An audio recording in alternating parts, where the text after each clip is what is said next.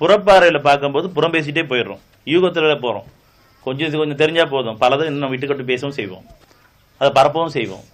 இதெல்லாம் பாவமான விஷயமா இருக்கு. அதனால அகப்பார்வை உடலும் புறப்பார்வையும் சமமாக மாட்டார்கள். அகப்பார்வையில் வாழும்போது இவ்வளோ தெளிவு இருக்குது. ஒரு நிகழ்வு நிகழுது, அந்த நிகழ்வில் இதில் நான் எங்கே இருக்குன்னு உணர்றதுக்காகத்தான், எனக்கு என்ன இதன் மூலம் அங்கே அறிவிக்கிறான் இறைவன் அப்படின்னு உணர்றதுக்காகத்தான்.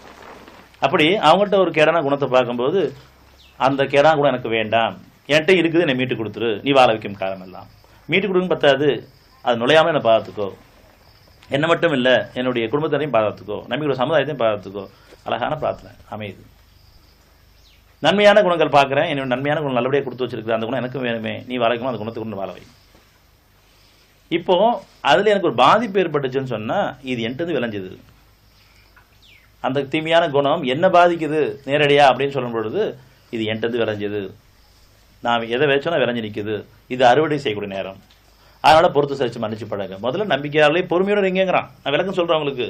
உங்களை பாதிச்சுன்னு சொன்னால் முதல் பொறுத்துக்கங்க, 3/200 உணர்வு பெறுங்க, தெளிவு கிடைக்கும், உணர்ச்சி வசப்படாதீங்க. 3/200 நம்பிக்கையாளர்களே, பொறுமையுடன் இருங்கள், சகித்துக் கொள்ளுங்கள், பலப்படுத்திக் கொள்ளுங்கள், அல்லாஹ்வுக்கு அஞ்சிக் கொள்ளுங்கள், நீங்கள் வெற்றி அடைவீர்கள். நம்ம அத்தாட்சி கிடைச்சிட்டோன்னு வரை பரிசுத்தமாக நினச்சிக்க வேண்டாம். அத்தாட்சி உங்களோட இருக்க உறுதிப்படுத்துறதுக்காக தான், உள்ளச்சம் கொள்றதுக்காக. நம்பிக்கையாளன் கூப்பிடும் போதும் நம்ம மேலான அடைஞ்சிட்டு நினைக்க வேண்டாம். இவ்வளோ கேடு கொண்டிருக்குது, பொறுமையே இல்லாமல் இருக்கீங்க அர்த்தம்.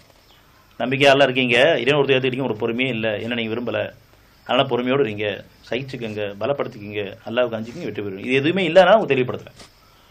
நம்பிக்கையாலே பொறுமையோடு இருங்க, சகிச்சுக்கங்க, பலப்படுத்திக்கிங்க, அல்லாஹ்வுக்கு அஞ்சிக்கிங்க, எனக்கு அஞ்சிக்கிங்க, நீங்கள் வெற்றி பெறுவீர்கள். உங்கள்கிட்ட எதுவுமே இல்லாமல் இருக்குது, என் விரும்புங்க, நான் தரேன் உங்களுக்கு.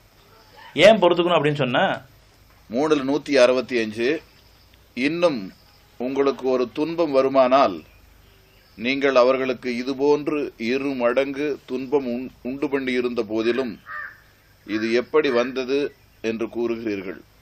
நீர் கூறும் உங்களிடமிருந்தே தான். நிச்சயமாக அல்லாஹ் எல்லா பொருட்களின் மீதும் பேராற்றல் உடையவனாக இருக்கிறான். இன்னும் உங்களுக்கு ஒரு துன்பம் வருமானால் நீங்கள் அவர்களுக்கு இதுபோன்று 2 மடங்கு துன்பம் உண்டு பண்ணியிருந்த போதிலும் இது எப்படி வந்தது என்று கூறுகிறீர்கள். நீர் கூறும் இது உங்களிடம் வந்துதான்.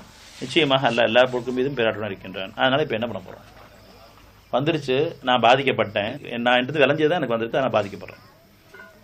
இப்போ நான் பொறுத்து சரிச்சு மன்னிச்சு பழகணும், நன்மையை மாற்றி அமைக்கணும், அதை நன்மை கொண்டு தீமையை தடுத்துக்கணும்.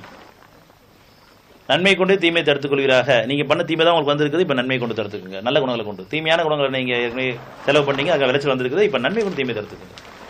ஆனால் நன்மையும் தீமையும் சமமாகாது.